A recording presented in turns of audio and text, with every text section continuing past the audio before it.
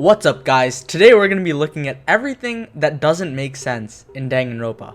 Well, not everything, just about 10 or 11, because if we had to look at everything, we'd be here for way too long. I might do a second part to this, because this does seem like a fun thing to do. Just point out some of the plot holes, or just some of the things that make no sense about Danganronpa. So let's start with number 1. In the beginning of Danganronpa 1, Chihiro says Makoto looks familiar. And I don't know why this is, as there's no established connection between the two other than the fact that they were classmates. However, their memories of this should be lost.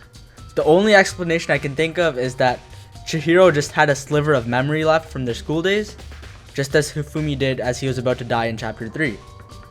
In Chapter 2, Junko gave everyone personal motives. But just how did she get them?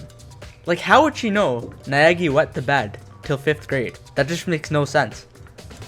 The bad ending in Danganronpa Trigger Happy Havoc doesn't make sense at all. Now, a lot of you might know what I'm talking about here. The fact that Kyoko gets crushed in this execution. That shouldn't happen because Alter Ego would have saved her. But that's okay when you realize this whole thing is happening in Makoto's head. The vision that Makoto saw doesn't have to be reality, but the big question is, why did Makoto see that vision in the first place? How did the bad ending even happen in his head? Like, this guy literally saw Kyoko getting executed, and then saw him, Byakuya, and Hiro having kids with Asahina. And in Hiro's free time events, Hiro says him and Makoto's kids will have the same mother. So is Makoto seeing an alternate reality in his head?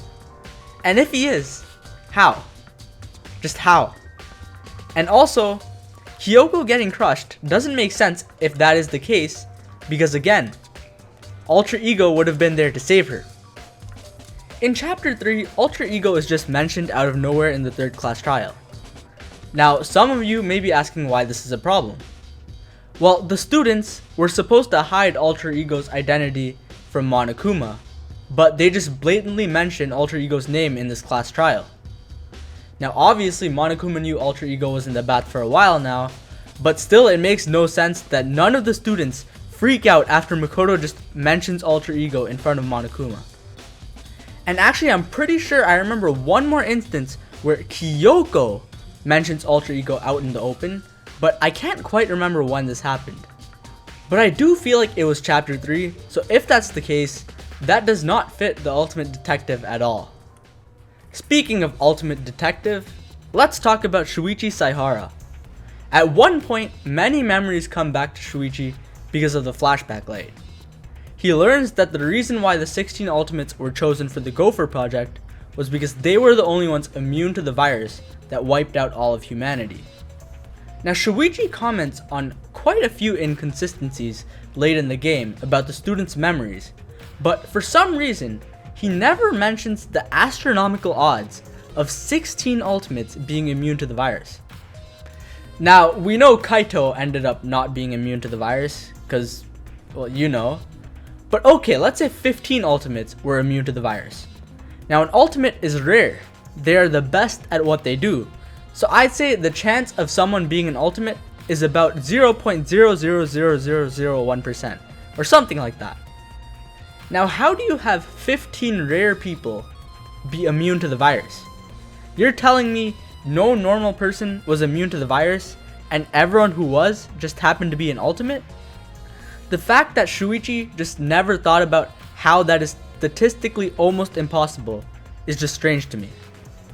In Danganronpa 2 Chapter 5, how did they really know Chiaki's grenade was the one that ended Nagito's life? I mean, yeah, it was probably because Nagito is lucky, but what if it just wasn't Chiaki's grenade? I don't think there was really a way for Monokuma to tell which grenade actually ended Nagito's life with 100% certainty, making Chapter 5's verdict possibly a false verdict. If Celestia and Nagito were to play a game of poker, who would win? Celestia is the ultimate gambler, so obviously it seems like she would win, but then Nagito's the ultimate lucky student, so he could win because he's just really lucky. At the end of Danganronpa V3 Chapter 5, how is Kaito wearing his purple jacket? Remember, Kaito's jacket was in the hydraulic press along with Kokichi's body. he ended up flushing Kokichi's shirt down the toilet and then got into an exisal. To be honest, I don't know why he just didn't wear Kokichi's clothes, but either way, he shouldn't be in his purple jacket during the post-trial of Chapter 5. In Chapter 4 of Danganronpa 2, Gundam kills Nekomaru by using the ultimate weapon.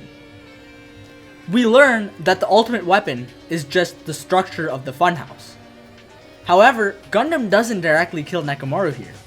It is Nekomaru that ultimately ends up getting himself killed as he struggles and tries to break free of the ropes and falls down, which leads to his death. Now for this murder, Gundam is considered the Blackened because he masterminded the case. Now in Chapter 5 of Danganronpa 2, Chiaki kills Nagito by throwing a fire grenade. However, this time it was Nagito that masterminded the case.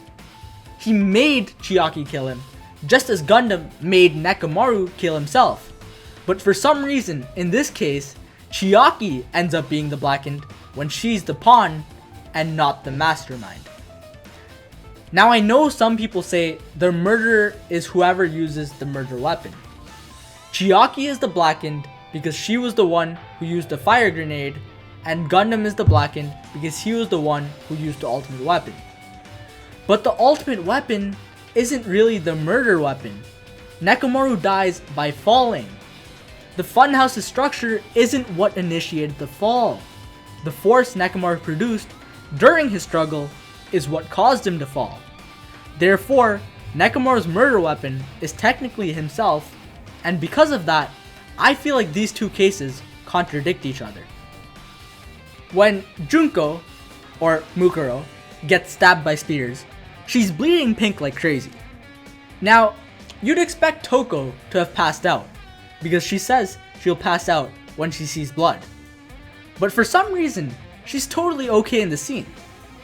Since Junko dies unexpectedly, I'm pretty sure Toko would have seen it with her own eyes, but for some reason, she does not pass out at the sight of blood, and does not turn into Genocide Jack.